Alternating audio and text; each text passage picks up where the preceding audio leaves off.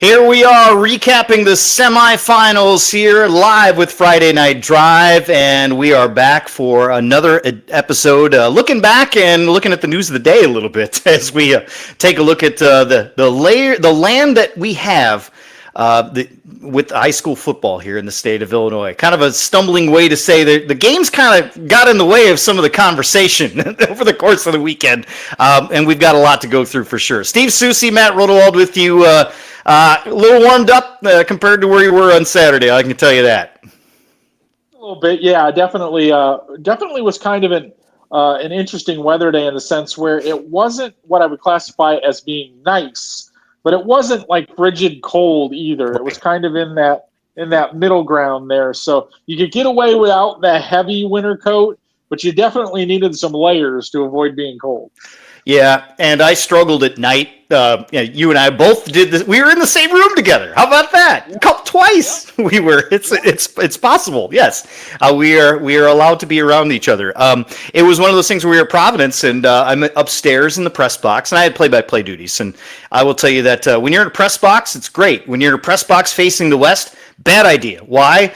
The sun is beating on you, and so you're ready for 30-degree weather, and it's giving you 80-degree weather. And that's not fun. And then went to Wilmington, and I knew I'd be outside, but I didn't know where I'd be outside. And when you're at the top, the wind comes roaring through, and the breeze is a little tougher. And I was ready for that, but my gloves that I had packed did not make its way through to my briefcase to bring out there. So I was doing it, had my hands out there in 40-degree weather. It was not ideal, but let's talk about, we're going to talk about some of the teams that we saw over the course of this weekend. Obviously the results that stood out to us, and then obviously the narrative that seems to be really engulfing the high school football conversation once again. I mean, you can't avoid the 800-pound elephant in the room for sure.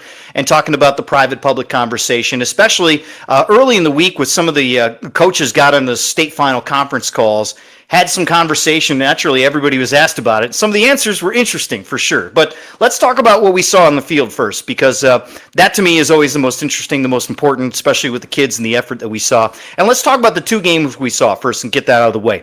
Providence and Oak Forest. My initial takeaway from the 5A game with those two was I was impressed with what Oak Forest tried to do. They didn't always succeed, but they were better than I thought they would be, for sure. And so hats off to Zach Zadek and company over at Oak Forest. They're going to put something together here this next few years.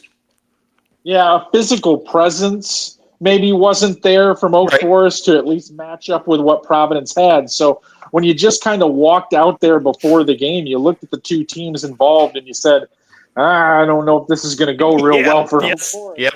I mean, especially like early in the game when you look out there and, Providence has got a couple of lanky, long, wide receivers, and the DBs look like they were giving up about 6-8 inches and a little bit of size as well. So, but they held their own. They did pretty well, but it was one of those games where it ended up being a 10-point game, but I didn't really feel like it was that close. Like I never really felt like Providence was ever really threatened in that game after taking a 14-0 lead early on. It was just kind of like, not necessarily playing out the string, but it was like, I think we've indicated who the better team is here. And unless something goes terribly awry, I didn't think we were going to get a exceptionally competitive football game.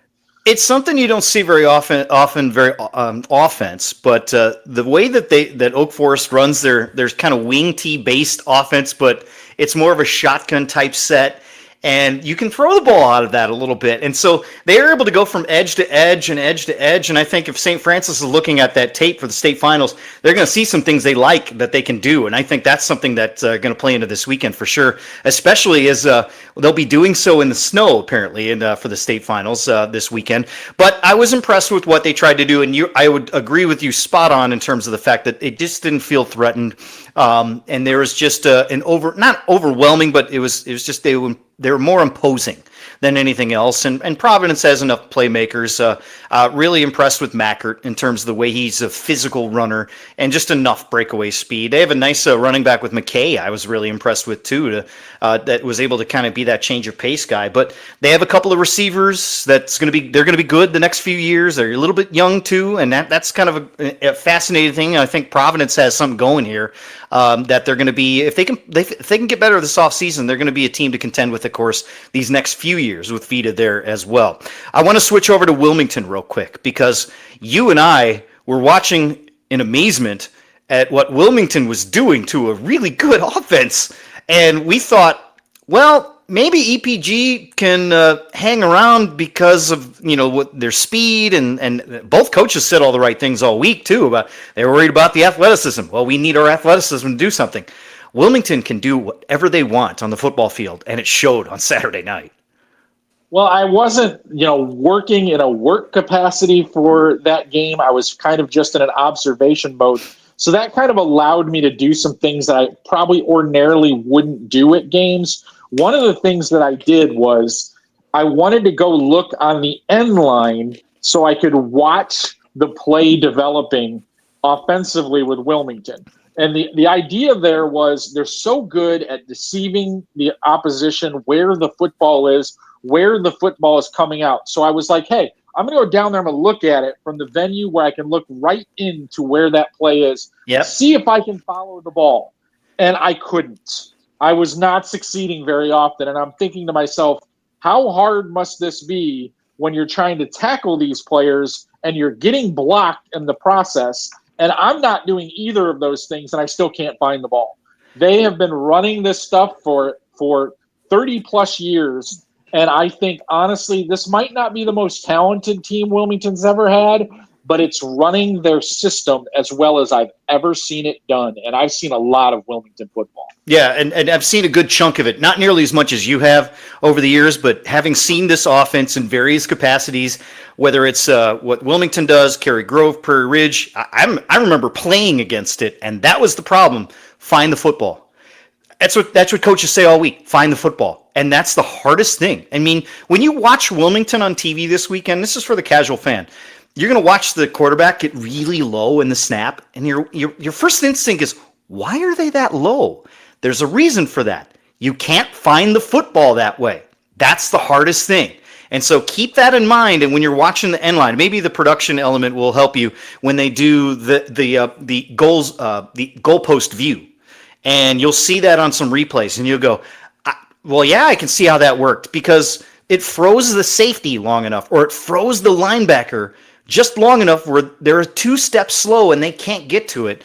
But you're right. I think from a talent standpoint, you and I have both seen more talented teams from Wilmington, from just a skill position, maybe even some bigger guys in terms of what they run on offensive line. But they're just so efficient in executing. There's nobody that can beat them. I'm sorry, I just don't see Maroa hanging with them there. Very, very impressed with what Wilmington and the Wildcats did this weekend. And the atmosphere. You didn't get a chance to, normally you don't get a chance to see that. Do you, not being in the working capacity, what was it like for you to kind of just sit back and watch all of that? Well, I've seen that production multiple times. I actually didn't see it. I didn't see it on Saturday night because I was trying to finish up my Providence story. So you didn't get that time. In the parking lot, I actually missed the first completion of the game that El Paso made. I just heard the roar, and I'm like, whoa, did Wilmington, awesome. Wilmington give up a big play to start the game here? So I came in from through the tree line because that's the way I like to do it when I'm sneaking in late. So I like to come in through the tunnel, and that's exactly what I did. And as soon as I came in, I had seen that El Paso had turned a big play on that first play. But, of course, didn't even score on that drive because they went for it on 4th down and didn't get it into the end zone. So that's just the combination of those two things. Wilmington, offensively and defensively, continues to be pretty darn awe-inspiring, especially since we know what they're going to do. Yeah. We've seen it for so long. They're not deviating. I mean, this is not new stuff that they're not throwing wrinkles at us. They're not doing all these kinds of crazy things. I added it up for this weekend. In just the playoffs, they've ran for nearly 2,000 yards in 4 playoff games. And they have not attempted a single pass, not one pass. in any of the playoff games. So that's it's one of those things where you just kind of look at it on paper and the numbers just blow you away. I looked at the joy of doing play-by-play is that it forces you to do research on the statistics. Not that I don't do it, but really dive into the numbers and just like really look it up. There are 6 guys on Wilmington that have 500 yards rushing and more. I mean, that's remarkable. There's a guy who doesn't start that has 800 yards on the ground. Yeah. They've thrown 5 passes the whole year. So okay, you get teams that they don't throw very many passes. We saw this at Prairie Ridge a couple of years ago. I think they completed maybe their 10th pass of the season in the state title game against East St. Louis in that 2022 season. But Wilmington's 4 of 5 for 48 yards the whole year through 13 games. Just imagine that. We're going to run the football, and you can't stop it. Why? Because you can't find it. It's just amazing and remarkable. Yeah. Yeah, it really is. And they've done it so well. They've built a foundation there, and it's the same guys. These are the coaching staff are the guys that have been there for years and years and years. And I took the opportunity, since I wasn't in a working capacity on Saturday night, I took the opportunity to catch up with some people that I hadn't seen in a while. And I won't throw them under the bus here, but I asked somebody who's been at Wilmington for a long time. I looked at him, I go, is this still fun, or is just get a little boring after a while doing what you're doing? I thought about it for a second, and he looked at me, he goes, it does kind of get a little boring. You kind of know what's going to happen. It takes out the intrigue of, coming to a semifinal playoff game and thinking, can we do it today? You're pretty sure we're going to do it today. I mean, that's and that's something that a lot of programs can't say when we get to this stage of the playoffs, that you feel like you're so locked in that it's going to take a Herculean effort from the other side to keep you from getting to Bloomington. I alluded to this last week on the fact that the semifinal atmosphere is absolutely my favorite. I even wrote about it on my column that I have on Medium. So if you're following me on social media, you can follow me there. And it was really more just about the unknown, and you're so close and you're not sure. And that was a building that knew exactly what was going to happen 4 minutes into the game. That was over at that point. They were enjoying their evening. There's casual line at concessions because I could just see right over them. Like, oh, they're there. Oh, there's a lot of people in line. Game's still going. Usually you don't see that in the second half, and it felt like week 6 for a lot of people.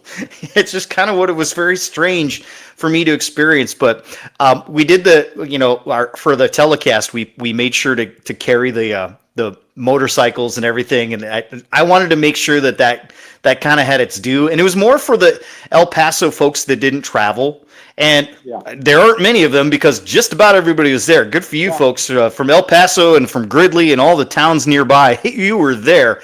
That was awesome, and that's part of why I love the small school semifinals. It's just there's no track, you're on top of it, and you just feel like you're involved in a big game, whether you were or not. And for El Paso Gridley, it was night real quick, but it was just to be able to carry that, show that. And I'll just add this and we'll move on here. That is the longest tunnel I've ever seen. It's not just the motorcycles. What else is there? Who's all out there?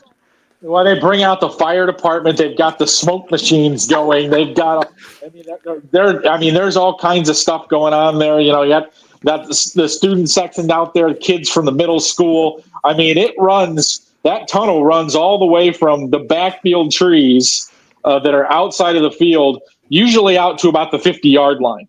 And I think it would be just 50 this one. It's not one row. There's a stack of people there. It's like they're 3 or 4 deep in that column there. So yeah, they do it up. That's definitely one thing about it. It's funny because I've been doing Wilmington games for a long time, so I know kind of like some of the sneaky places to park back there. I always know that I can usually find a parking spot back there behind the trees. Yep. But I also know that there's going to be about 60 motorcycles parked back there too. So that's one of the things that goes with it. So it's definitely a unique environment, and they definitely do it up. And it is the exercise that's only grown over the last 15 or 20 years of doing that. They've been doing it for a while, but the the pageantry of it, let's say, has expanded a little bit. Yes, it has over the years. So it was just fun to experience. And if you haven't done it, put it on your high school football bucket list to just see it once, see it in the playoffs, and the lights dance. I mean, there are a lot of 7A, 8A programs that don't have the fancy lights. They have the lights that dance every time they score. It's a lot of fun for them. So we're going to take a timeout, come back. We're going to talk about some of the other games around the state here and check in just on some of the results. And obviously, we're going to tackle the public-private conversation that has not just heated up, but exploded once again. And we're going to get into that for sure. Steve Soucie, Matt Rodewald, we're recapping the semifinals live here on Friday Night Drive on Shaw Local. SGKR Injury Attorneys tackles the toughest cases. I'm Matt Rundio. When life throws a flag, we go on offense to protect your rights. Don't get sidelined. Score a touchdown with SGKR. Visit us at sgkr.law. At Oliver's, we are proud to serve our community. We serve up great customer service, quality products, ease of shopping, and we serve up delicious barbecued sandwiches at our fundraiser cookouts. So stop by Oliver's, 748 North Brenton and Dixon, and help fund our local clubs and events. In Illinois and into Iowa, the story of Shaw Media is a story of trust. Since 1851, we've been informing, connecting, and reflecting the communities we serve, large and small, rural and urban, suburban, and river towns alike, with dozens of local newspapers, radio stations, magazines, and specialty brands like Friday Night Drive and Starve Rock Country. We meet people wherever they are. We shine a light on local government. We celebrate Friday night touchdowns. We tell the stories that shape your day, from neighborhood heroes to the Chicago Bears. But what truly sets us apart? It's our people. The award-winning journalists, broadcasters, and storytellers who live here, work here, and care deeply about what matters most to you. We don't just report the news. We're part of the fabric of the places we serve, from the Mississippi to the Illinois, from the Fox all the way to the chain of lakes. Trusted for generations, still earning it every day. Shaw Media, your most trusted local source. Welcome back here on Friday Night Drive as we're looking back at the semifinals here on Shaw Local. Matt Rodewald, Steve Soucie. Let's tackle the games real quick before we shift into the public-private conversation for sure. What were some of the results that stood out to you and not just surprise, but maybe performance and just the way that the weekend went, the way Saturday went to you? What was the big story in your mind? I think the one game that kind of stood out to me as kind of a bit of a surprise was the fact that Rochester needed overtime to get past Breeze Central. It was a game that, like, on paper, I thought maybe Breeze Central might be able to make the game competitive. The fact that they had very, very much had an opportunity to win that game. And during the coach calls today, an interesting little factoid came up was Rochester has now played in back-to-back overtime games. And Derek Leonard has been the coach at Rochester for 16 years at this point. 15, 16 years at this point in time. And he said that prior to late last season, he had never played in an overtime game with Rochester. And since late last season, he's now played in 4, including in back-to-back weeks. So I jokingly sent him a text last week just saying, haha, drama queens, when they won in overtime against Sacred Heart. So I did the same thing this week. And he said, I'm getting gray hair really fast. That's just what he said. Because it's a young dude, man. I just found that pretty funny. And like I said, it's just one of those things where you just kind of, you get into that 4A South bracket and you just kind of figure that Rochester's going to find a way. I mean, this is their 10th title game that they've made with Derek and, in 4 or 5A, whatever class it ends up being in. But the fact that game was decided in overtime, and we had a number of games where we got to that overtime period and teams got stuffed when they took that 2-point conversion chance to win it. Rochester flipped that script, went for 2, and won it. So I thought that was kind of interesting. We had Brown County getting a stuff with 15 seconds to go on a 2-point conversion to clinch their bid. We had Fenwick doing the same thing on Nazareth after a timeout. You can tell it was Tim Rackey going, yeah, we should just go for it here and try and get the win. And they got stuffed, and it wasn't even close to the goal line, to be honest. If you're watching, it's more like the 2-yard line. But what's your theory on that? I mean, I look at it from a standpoint of you've got the momentum, go for it and see if you can. But it's such a risk to put it all in one play like that. I just wonder about that sometimes. I don't have a good feel for it either way, which is why I don't want to coach football anymore. Well, I think there's several ways to look at it. And I think it varies from team to team. The one thing that I think a lot of people discount in this situation is a kick's no guarantee at a lot of high school programs. This is true. So if you've got a play that you like and a personnel package that you like and you feel like, hey, this is the difference between me, not if I kick it, I have to do this again. Or I have one play where I think I can do this and I think I can win it. I don't have a huge problem with it. I really don't, especially, and this wasn't the case in some of these situations, especially if you're the underdog. If you're the underdog in that situation, if you're a substantial underdog in that situation, I definitely don't have a problem with it.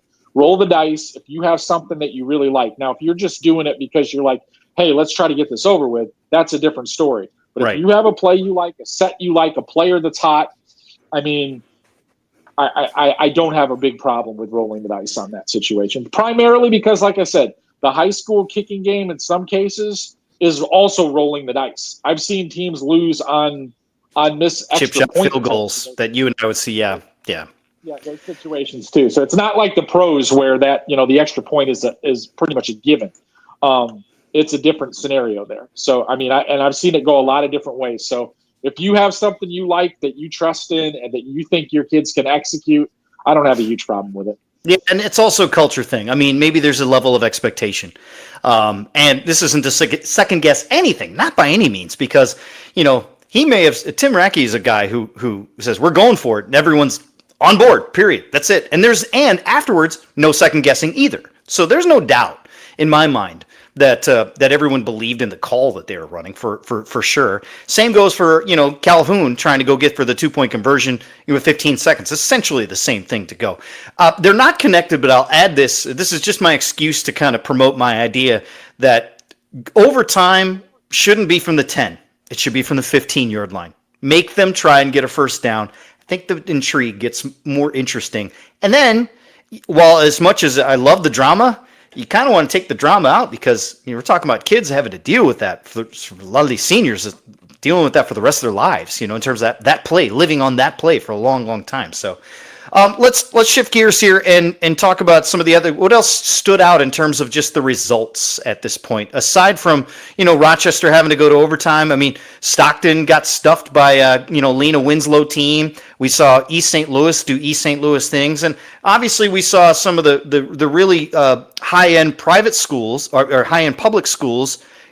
Really take a lumping from the private schools for sure. So it's just interesting Saturday all the way around. I think the one that kind of stood out to me that I thought would be a little bit more competitive than it turned out to be was, not saying that I didn't think that St. Rita could win that football game. I really thought Batavia was going to give them a better run than they did in that game, on Saturday. St. Rita is obviously a hot team, and there's a little bit of layers to that and why they are playing as well as they are right now. But I really thought that Batavia would give them at least a much better push than they did. They really had trouble stopping St. Rita. And all of a sudden, St. Rita has become this high-octane offense that I really don't know was present like midway through the season. I thought they were a good team, and I didn't dispel the notion that if they got into the playoffs, they were going to be a problem. But all of a sudden, that offense has really been super productive. Yeah, I had a feeling Rita would do that to Batavia. And again, I'm a Geneva guy, and so I'm just sitting there saying, oh, that's too bad. But at the same time, I just felt like the way Rita was playing, I just thought Batavia was walking into a buzzsaw. And there's something about them going into the city. They've had Mount Carmel, a couple times, and it's just not gone well. They've had their doors blown off a couple times. And I don't know if it's just in their head at this point, and I hope that's not the case, because I just thought St. Rita has been playing so well that I thought the possibility of that was very, very evident. And having seen St. Rita in person 2 or 3 times these last few years, I just thought that's a team with enough speed to give Batavia a whole heck of a lot of problems, and it turned out to be the case. I thought Downers Grove North would hang a little bit longer with Brother Rice than they did. And that one kind of caught my eye as well.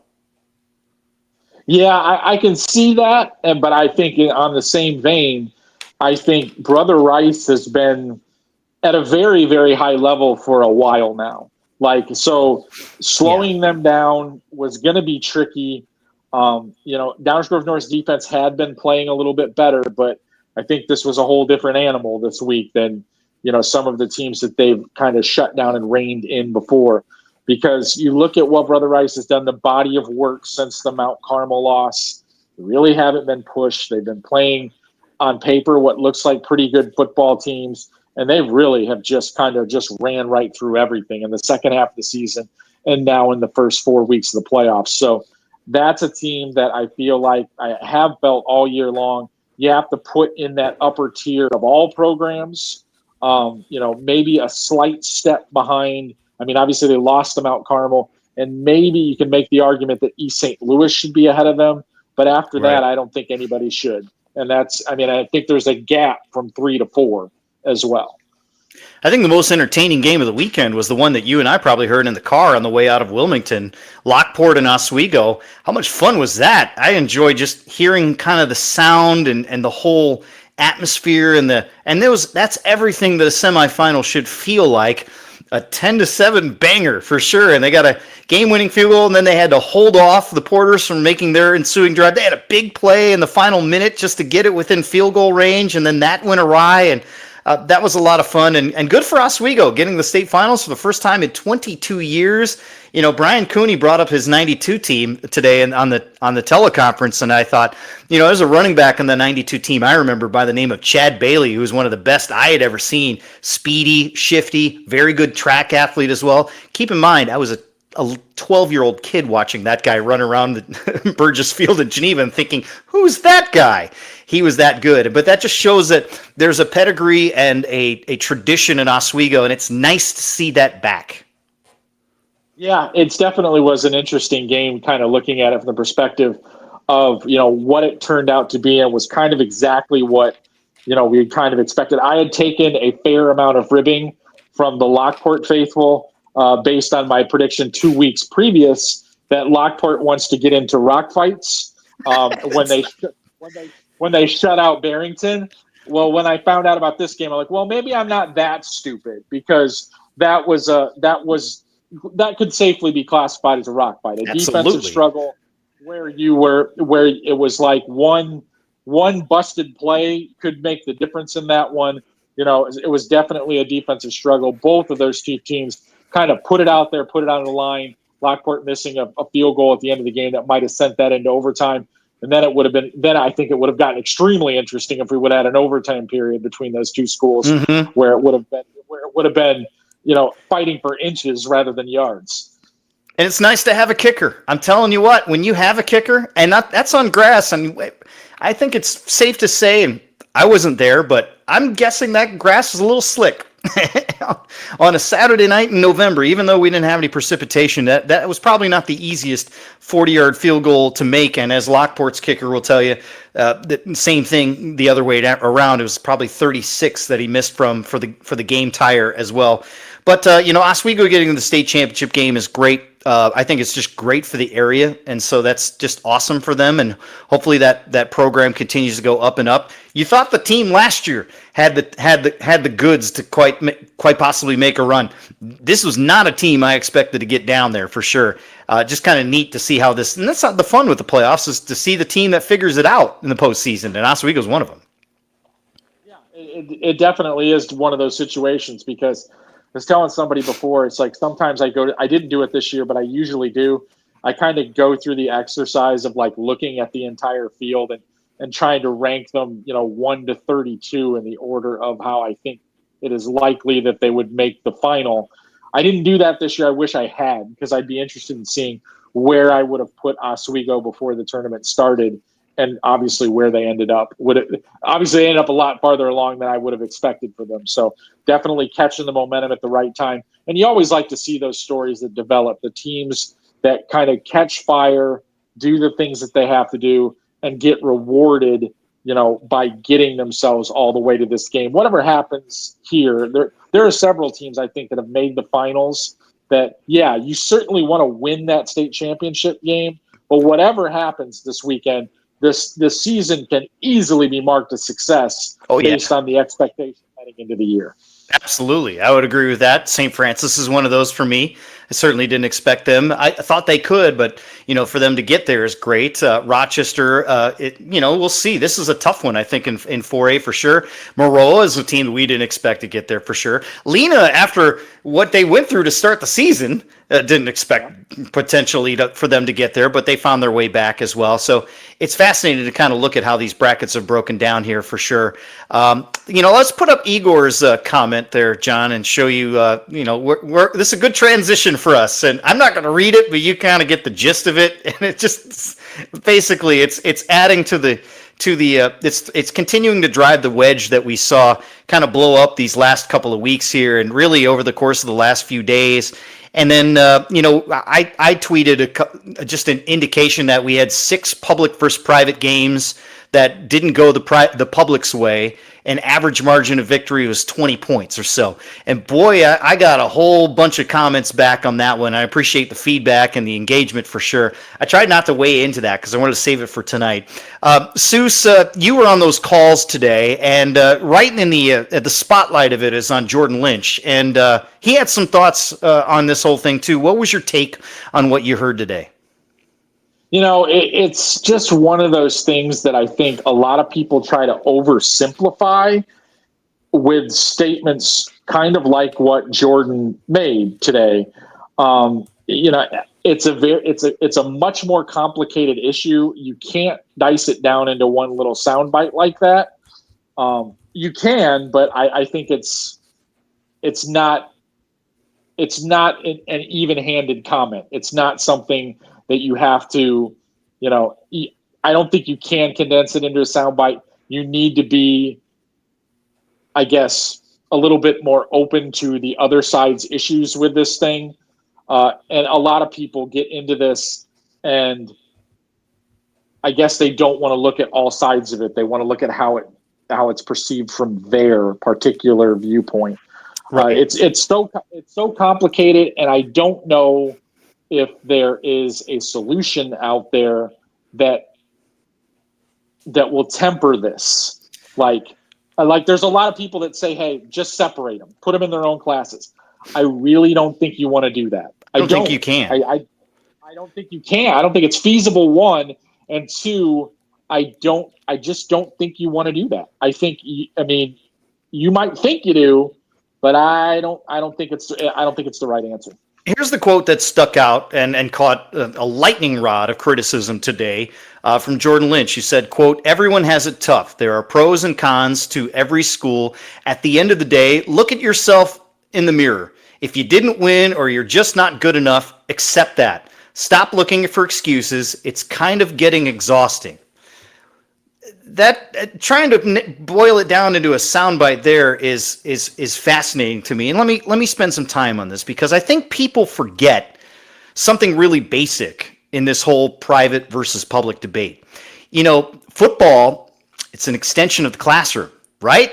Isn't that what we've always been told? That's what we always say. That's what coaches always preach. That's what athletic directors always remind parents when it comes to that meeting that they have in the beginning of August to tell them to basically behave in the stands, so on and so forth. Sports are supposed to teach us the same things that we value in education: fairness, opportunity, access, teamwork, and resilience. And if those things don't sound right, well, the problem is that's the state of education you live in here in the state of Illinois.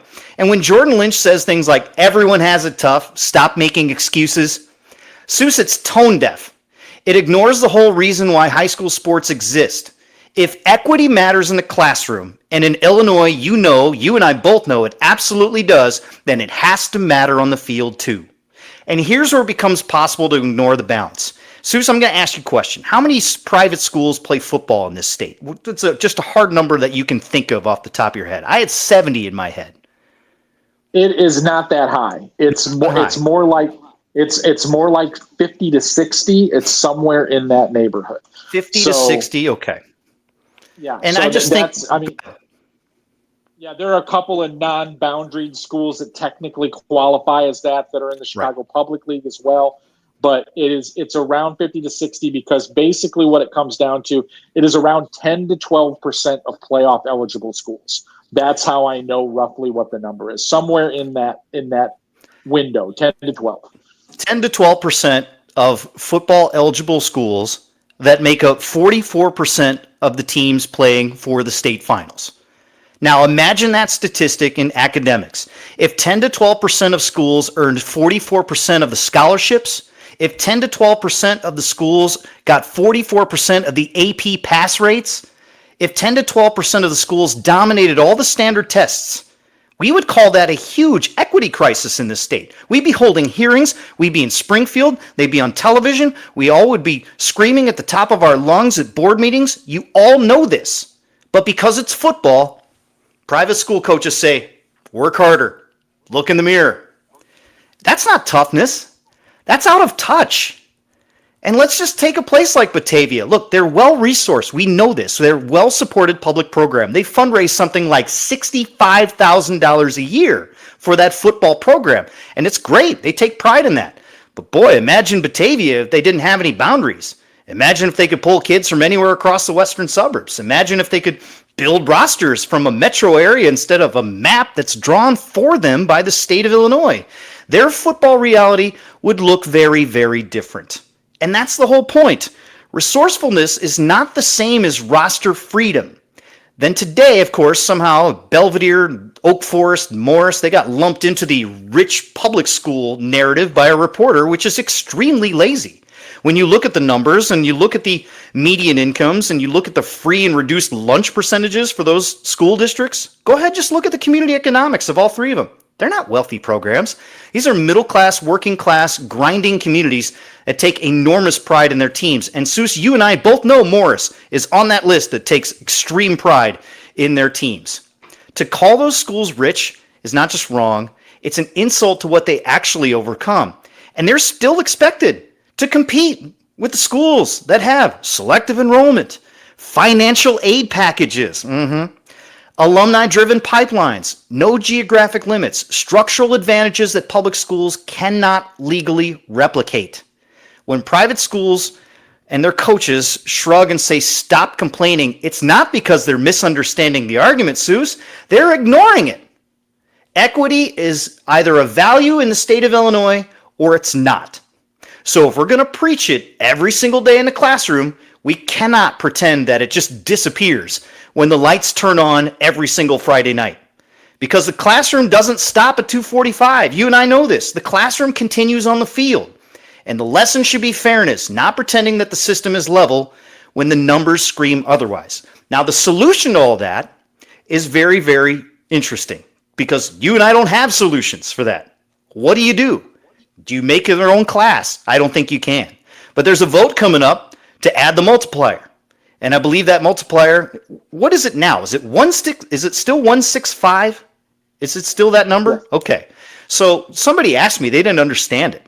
And I said to them, okay, so take this student and give them that student, and that student's 1.65 as opposed to 1. So if you have a school of 1,800 and another private school has enrollment of actual 1,800, well, you're going to add more to that, which is probably closer. I can't do math. So let's see, 2,800, for example. Does that sound about right?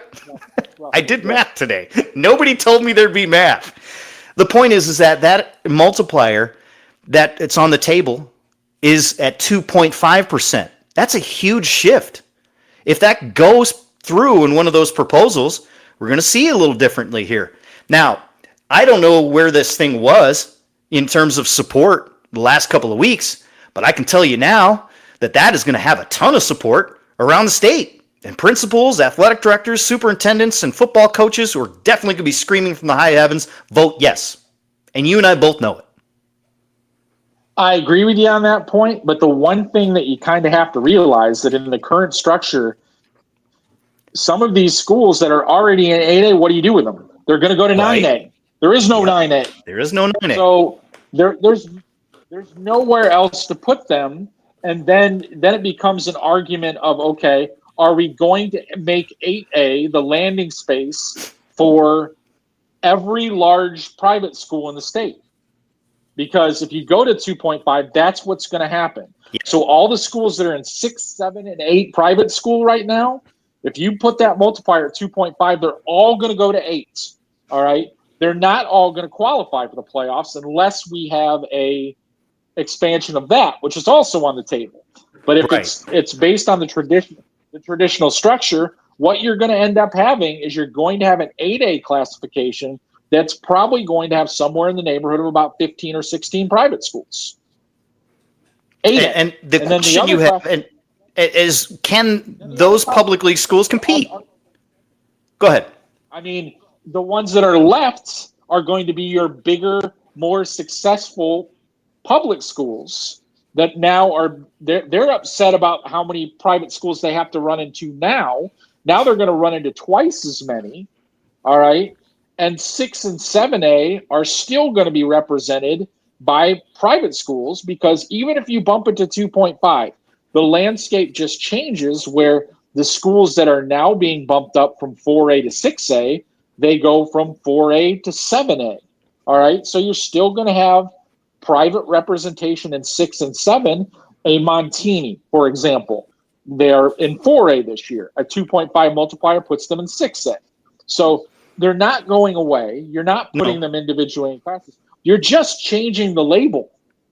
Like a 2.5 is just going to change the label. It's going to be a different school that goes into those classifications, and you're still going to be yelling when those schools are still all over the Saturday matchups. And that's what we have this year. We have 2 games on Saturday that have 2 teams from the same conferences playing each other for the state title. They're both from the CCL. I mean, and you've got 2 more on that weekend. So, 6 of the 8 teams that are playing on Saturday are from the same conference. So that's an incredibly high number. I know why people are frustrated. I understand it, but until there's, I think the biggest thing that bothers me about like all the discourse that came out of today is, I guess, the notion that a lot of people try to represent here that there are pros and cons to every school. This is not level. It is not a level playing field the way that it's done now. It just simply isn't. I'm not saying it would make it better or easier for people to accept. Please don't try to sell it like it is. It's just that's what bothers me, Souce. I hear this all day. Well, they just love our culture better. Garbage. It's not about culture. And Jordan Lynch, stop playing the underdog card. You're not an underdog. You never have been. You've been one of the best players in the state of Illinois. You took that and you drove it as far as you could up the NIU wall and got Heisman votes, for Christ's sake. You are nothing compared to an underdog. I know what underdogs are. You're not an underdog. And so anyone that tries to tell me, well, we're sort of the underdog, being nobody believes in it. It's us against the world. Yeah, there's a reason for that. You don't get to play by the same rules as everyone else. I don't know the answer to it, but don't sell me on the culture crap. I'm a Catholic too. I went to a public school district that went 2 and 7. I'm not complaining about it. I just understand that I know what a culture is. I know what winning football is. I never experienced it at all in my school. So it's just one of those things where the haves and have-nots, you have to think about it like that. It's not about whether or not, whether just jealous of our success as a school. No, we're not. St. Lawrence practically closed a couple years ago. Now they're going to put on a shiny field house. Where do you think that came from? They found money. You found money. Good for you. That's great, but it's still not the same rules as everyone else. And they're, oddly enough, the one team that lost this weekend. But they had a soccer team that did really well. They had a volleyball team that did really well. No one's talking about those. It's always focused on football. And it's frustrating. So I hijacked your point there, Souce, but it's just It's not a level playing field. Let's all just stop hiding in the sand. We all know it. And maybe have a discussion to fix it. And like I said, I don't have answers to this because trust me, if I did, I would have came up with something a long time ago because I don't like having these conversations any more than anyone else does. In fact, I'm not going to say get over it because I understand the frustration, but I'd love to give you a solution that I just don't have. I don't have it. I understand that these programs that are very successful, that their success tends to breed it. It tends to build a culture. Of course it does. That people that's the idea. Want to be involved in. But the ramification of all of this is that, yes, I mean, kids want to play for you, and I get it. And there's reasons why they want to play for you. I get that too. But please stop trying to spin it that, that this is a labor. This is so laborious. Like, no. The scales are tilted in your direction, and I know that. You're not gonna turn down the advantage that you're given. I get that, but don't try to tell me that everyone's struggles and everyone's labors in this endeavor are the same. It's just not true. Look, I'm wearing, and by the way, my comments are not reflective of Shaw Local's views or my current employer, Central Rockets. Look, there's that feeling that the community had for me when we went and played Fenwick, and kind of thought this might be the end. But nobody had the thought of like, well, it's not fair because it's them. Nobody did. Yeah. It's to each one's own in these situations. You win with class, you lose with class. That's fine. Fenwick's been nothing but great. They're awesome. Good people. They were really, great hosts, that sort of thing. Not a big deal. I watched Hananiga have a good season go up in flames against Nazareth. Were they complaining? No, just got beat by a better football team. That happens a lot. But it's what you said. It's the, shrug, that sort of thing. Like it doesn't exist. That we have to start acknowledging on all sides that this problem exists in order to fix the problem. And I don't think everyone's there yet. And I think there's a lot of reasons why. But maybe the 2.5 gets people to pay attention. Maybe 2.5 is not enough. Maybe it goes to 4. I don't know. Like this is whatever it's going to take to get people to have, all right, what kind of conversation do we have? Do we have small school private schools and then a large class of private schools where they have 2 classes, 7A, 8A, and then everyone else is down here? I don't know. Other states do it very, very differently. Have we studied those states? I don't see anybody doing those studies. Not saying it's not happening, but I'm sure that, there are people that would be more than happy to dive into the data to figure out whether things are working. There's an open class in Arizona. You can jump in this class if you want. That's where everyone went. Well, it kind of watered down the rest of the classes. That's not good for the game either. But hey, everybody got a chance to play. So there's no good answer to this right now, but we have to have a conversation about it. I think just today was frustrating to hear people that just were, really ignorant about what's going on with the rest of Illinois, and just understanding that there's an educational component to football that we all seem to have forgotten about. It's about equity. And I'm not necessarily a big equity guy, but the voters say it's a big deal, so maybe it should be a big deal. So that's the thing that's frustrating for me. All right, I'm going to step back now. As we wind up here, I don't want to give away what you have in terms of the finals and predictions. Which game are you looking forward to the most this weekend in terms of competitive on the field? What do you think? I think the 5A game, has the potential to be, the most competitive of that group. Some of the other ones I'm not so sure about. We've got, in a situation, where we've got a couple of games that are rematches from regular season games. And I'm just kind of curious to see how they play out the second time around. But, I'm when I look at some of these matchups, especially over the last couple of years, there have been a significant disparity between the brackets that go north and south. I'm hoping for competitive games, but I'm not burying my head in the sand to what has happened over the last decade or so, where we have lacked quality games for Yeah. a while now, primarily because of the way that those things are bracketed. It's why the one thing that I will get into a little bit of tizzy about is, can we at least try the 1 to 32 bracket and see if it helps us in the smaller classifications? Might. Let's give it a whirl for a year or two and just see, because I mean, maybe it doesn't fix the problem, but maybe it does. Right. And like I said, I'm tired of the narrative of, oh, we saw the state championship game in the semifinals. Please, I understand what you're saying, but I don't want that to happen anymore. I want the state championship games to be state championship games. They were going to go to 1 through 32, and then COVID stopped it, and it never resurfaced ever since. And I think part of it is the IHSA loves the North versus South component, and they want geographical representation. Totally understand the theory behind it. I don't think people care about that. And that's, I think, and again, the IHSA is a member school run organization. And that's why this private versus public conversation is not going away anytime soon, because there are overwhelming public schools that want to have a say about it. But at the same time, with this little nuanced thing, I think 1 through 32 is eventually going to win out because of what you're saying. I just would like to see the two best teams in the state finals.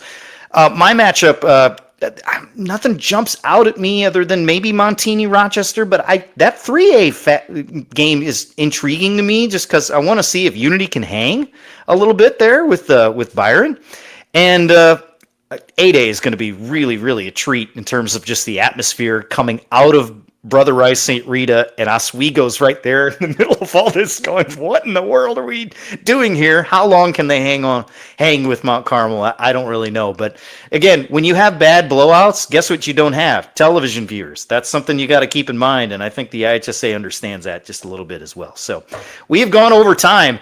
Souce, one more week to go. We're going to recap the state finals next week. How about that? Sounds good. All right. We'll see you next time here on the Friday Night Drive podcast here at Shaw Local.